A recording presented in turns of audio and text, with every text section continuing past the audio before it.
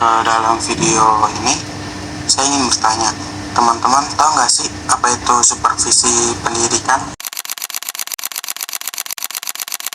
Saat mendengar kata supervisi, apa sih yang terlintas di benak teman-teman? Apakah seorang atasan yang datang untuk menilai dari atas atau sebuah proses mencari kesalahan yang dilakukan oleh guru? Ternyata pandangan itu keliru. Menurut Jurnal Multidisiplin tahun 2002, proses supervisi tidak didasarkan untuk menilai dan melihat kesalahan yang dilakukan. Justru kegiatannya pokoknya adalah usaha pembinaan, pengembangan, dan pengendalian untuk meningkatkan kemampuan para guru. Untuk lebih memahami bagaimana supervisi pendidikan berjalan langsung di lapangan, kami akan langsung mewawancarai guru yang sedang mengajar di SDN 09 Batu Ampar.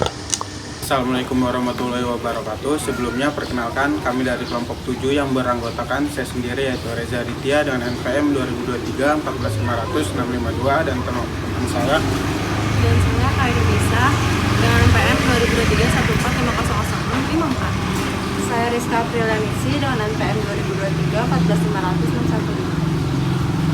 Di dalam video ini kami akan mewawancarai guru dengan tema supervisi pendidikan. Assalamualaikum warahmatullahi wabarakatuh.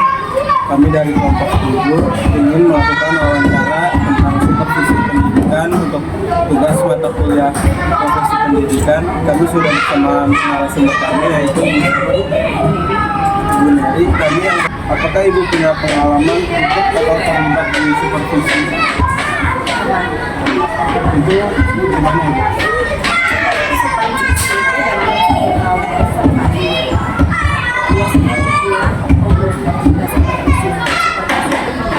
Semuanya tentang pembelajarannya, administrasinya, yang sesuai dengan kondisi gurunya. Misal guru kelas ya guru kelas, terus guru bidang studi. Menurut Ibu, tujuan dari supervisi pendidikan di sekolah itu buat apa sih?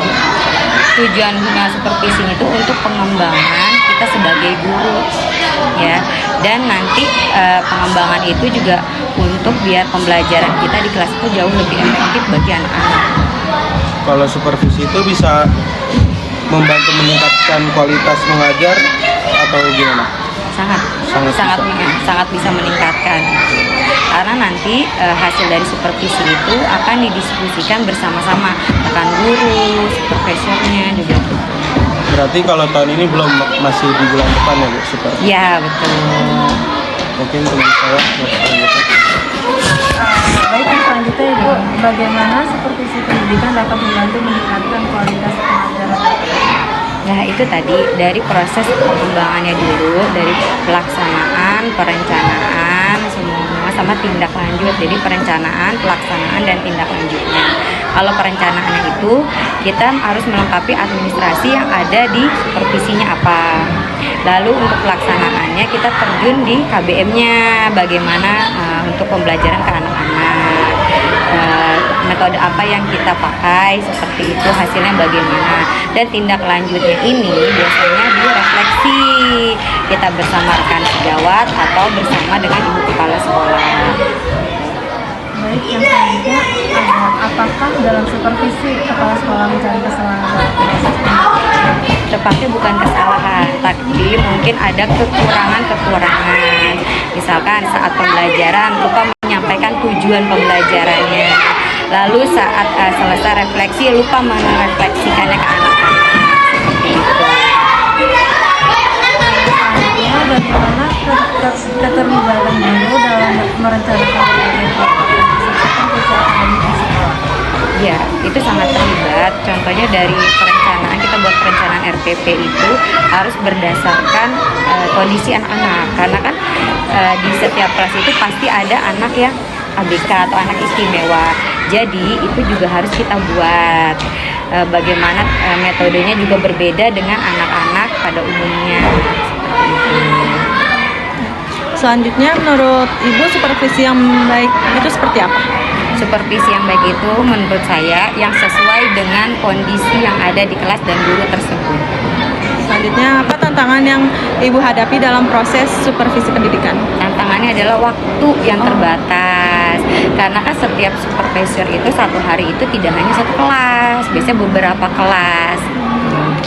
Selanjutnya, hambatan atau kendala apa saja yang selama diadakannya supervisi? Ya, waktunya. Ya, waktu sama mungkin ada beberapa administrasi yang harus kita siapkan. Udah mungkin sekian dari wawancara kita dengan supervisi bersama Bu Nuri. Ibu terima kasih. Ya, sama-sama. Terima kasih juga. Mohon maaf apabila ada kekurangannya. Terima kasih. Terima kasih ya, Bu. Ya. Kesimpulan dari hasil wawancara kita bersama Bu Neri, dari hasil wawancara yang sudah dilakukan dapat disimpulkan bahwa supervisi pendidikan memiliki peran sangat penting dalam meningkatkan kualitas proses belajar mengajar di sekolah. Guru pada dasarnya melihat supervisi bukan sebagai upaya mencari kesalahan, melainkan sebagai bentuk pendampingan dan bimbingan agar pengajar bisa berjalan lebih efektif. Tujuan utama supervisi adalah membantu guru mengembangkan kompetensi, memperbaiki metode pembelajaran, serta memastikan tercapainya tujuan pelajaran di sekolah. Selain itu, guru juga merasakan adanya manfaat nyata seperti masukan yang membangun, kesempatan untuk refleksi, dan ruang kolaborasi dalam merancang program akademik. Meskipun begitu, tantangan dan hambatan tentu tetap ada, baik dari sisi teknis maupun komunikasi. Namun, supervisi yang ideal menurut guru adalah supervisi yang bersifat humanis, dialogis, serta memberi motivasi, bukan sekedar menilai. Dengan demikian, supervisi dapat benar-benar menjadi sarana pengembangan profesionalisme guru sekaligus meningkatkan mutu pendidikan di sekolah. Sekian, terima kasih. Sekian dari kelompok wawancara kami tentang supervisi pendidikan. Terima kasih. Camera, rolling, action.